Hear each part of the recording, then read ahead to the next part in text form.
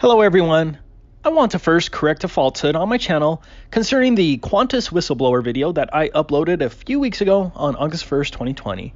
It turns out the alleged Qantas whistleblower who went by the name Steven was in fact a deceiver. He was a pitiful globe propagandist, lying his way to discredit me and the others who have come forward on my channel. Kudos to those of you who caught it right away.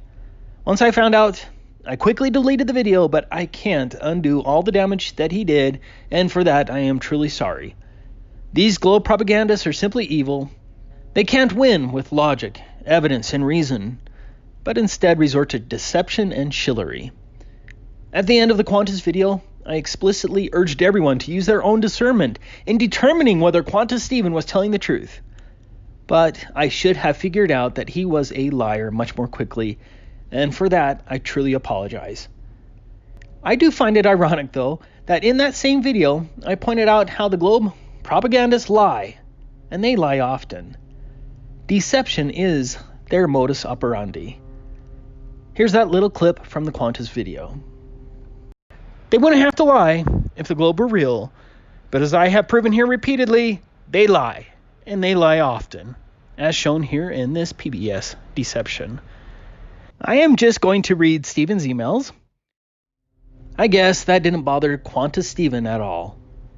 I want to continue to keep my channel open to others who have key information regarding the globe deception, but by opening my channel up, the liars may slither their way in now and then and bruise our heels.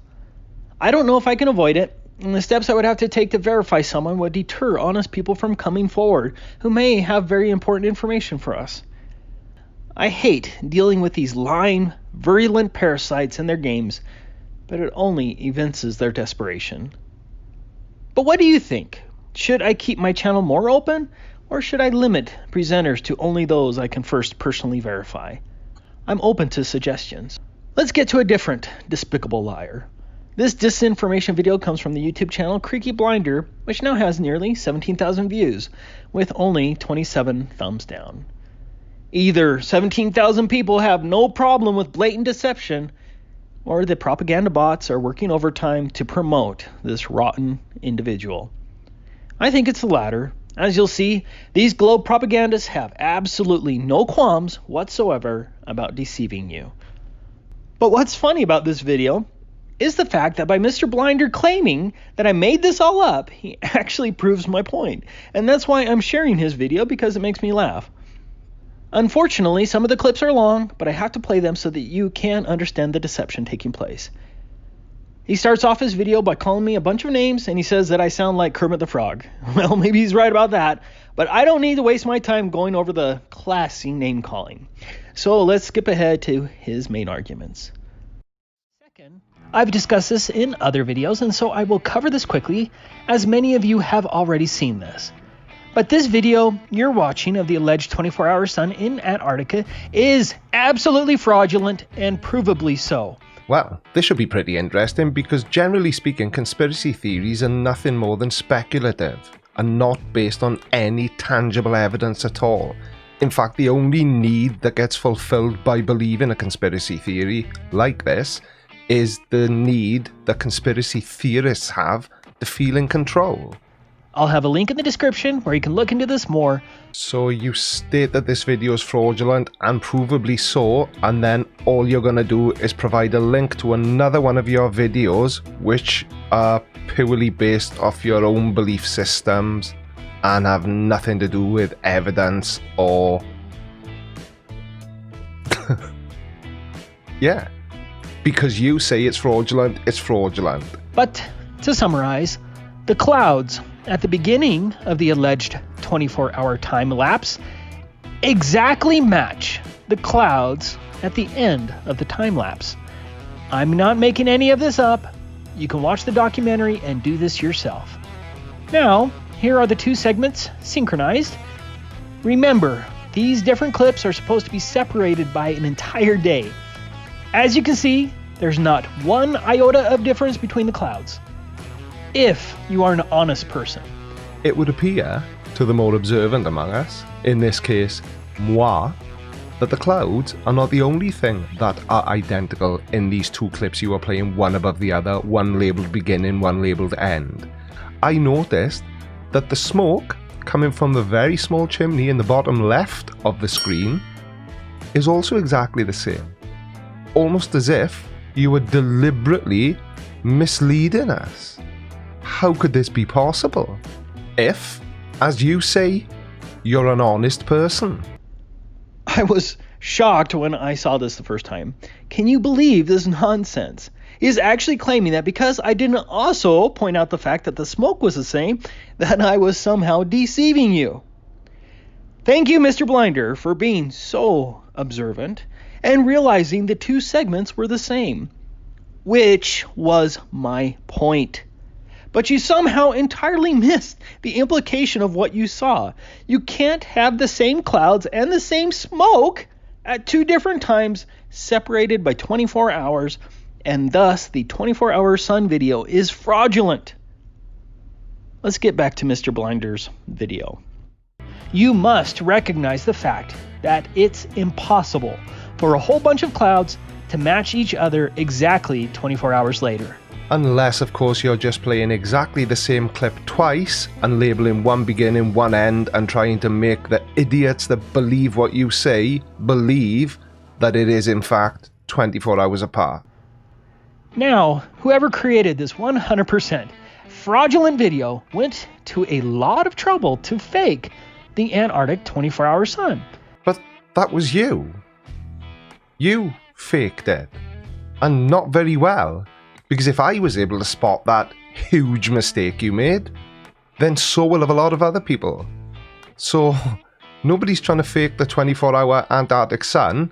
It's you is trying to fake that there isn't a 24-hour Antarctic sun. Because they had to fake the shadows, the lighting, the clouds, the sun, etc. Or, like in your case, just play exactly the same clip twice, one above the other, and claim it's 24 hours apart. Easy peasy, lemon squeezy. And of course, hope that nobody notices. No, the fakery was not me, Mr. Blinder. The entire segment from the documentary was playing as you even made that patently false claim. But here it is again. This is the documentary, which you can watch for free on Amazon Prime. Here is the alleged 24-hour sun time-lapse from the documentary. I did not edit this video other than speeding it up. We're only concerned with the beginning and the end that was supposed to be 24 hours later. Here's the beginning of the time-lapse. Here's the end of the time-lapse, allegedly 24 hours later. Here are the two different segments synced together.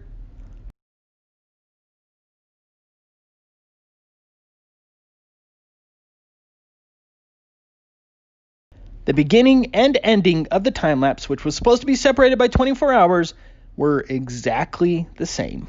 An absolute impossibility. Of course, you probably already understood that, Mr. Blinder. But his claims of forgery didn't end there. Let's get back to his video. Maybe you missed it, but there was a point where the sun appeared to flash in the video. I have the clip here.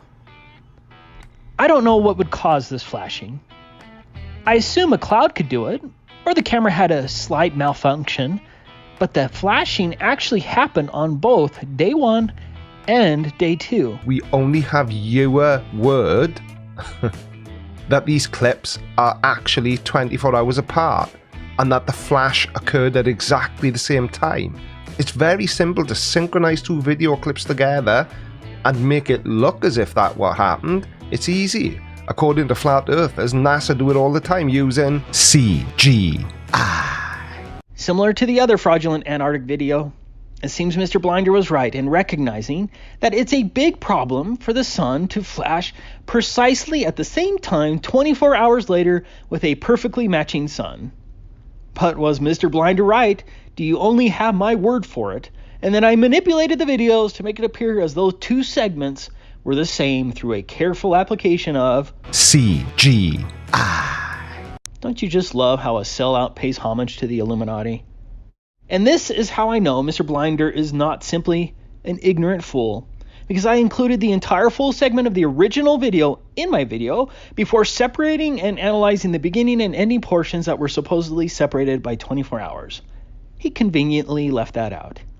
In addition, I included a link to the original video in the description and a screenshot of the original video where Mr. Blinder could have easily found and downloaded the original video and discovered the fact that I was entirely honest in my analysis. Of course, he didn't do any of that. The lying globe sellouts come in many shapes and sizes. I pity them, I truly do. May God help them. Thank you for watching.